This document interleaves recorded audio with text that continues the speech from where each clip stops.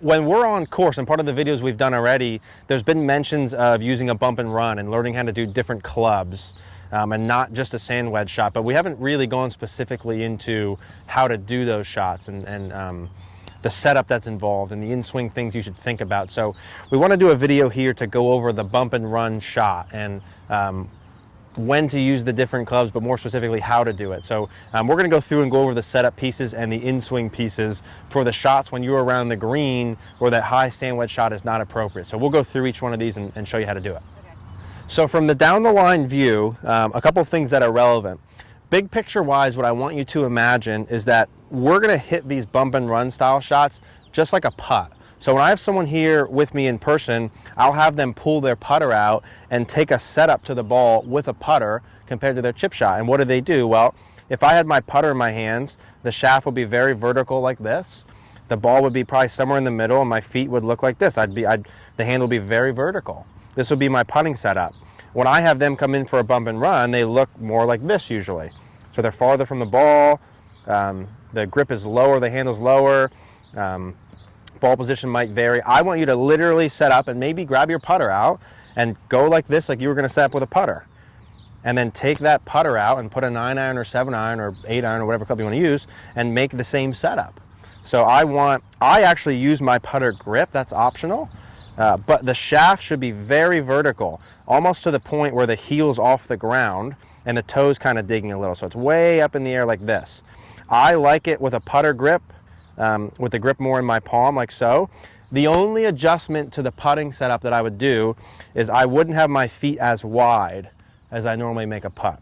I would have all this other stuff the same, but I would bring my feet in a little bit closer and maybe adjust the ball position like an inch back, not way by my right foot, just a little bit back. So putter setup down the line, shaft super vertical like this, putter grip if you so choose to, and then you're literally going to make a putting motion.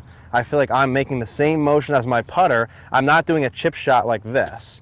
I'm doing a putting motion. So I'll demonstrate one from down the line to this target. So I have my putter grip, my feet a little bit closer, and then I'm just going to make my putting motion to that middle hole.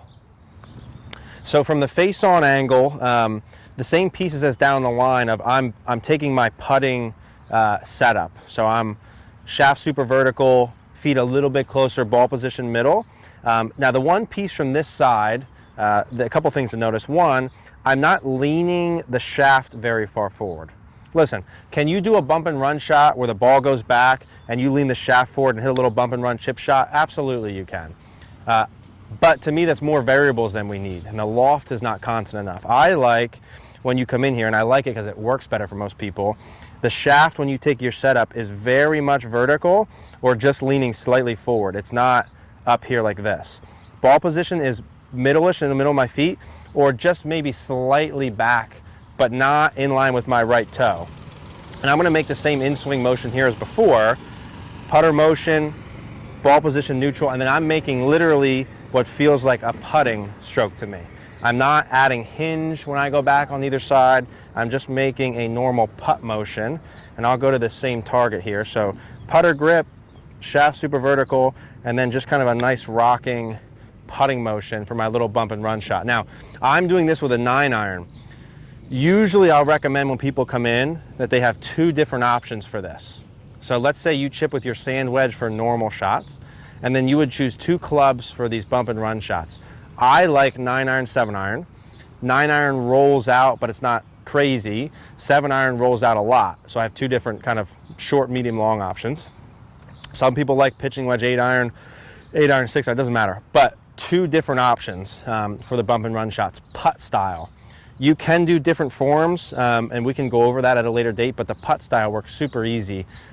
You have to remember when you do it two things. One, if it's your first time chipping with a 9-iron and 7-iron and you haven't done it before, your distance control probably is not going to be like spectacular. So you might need 1 or 2 practice sessions. But when you do it for a long enough period of time, if I have a shot from here to that long flag that's 30 yards with a 7-iron, I can make a stroke like this and get it there.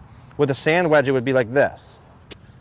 So like I'll take the putt style chip shot all day with that, and your bad shots are going to get a lot better, but you might have to actually practice it a couple times. So if you have any questions on this part, send us a message. I think it's pretty self-explanatory. Pretend like you have a putter in your hand, make a putt style motion, allow a couple bad shots in the beginning, and it'll help you a lot long term.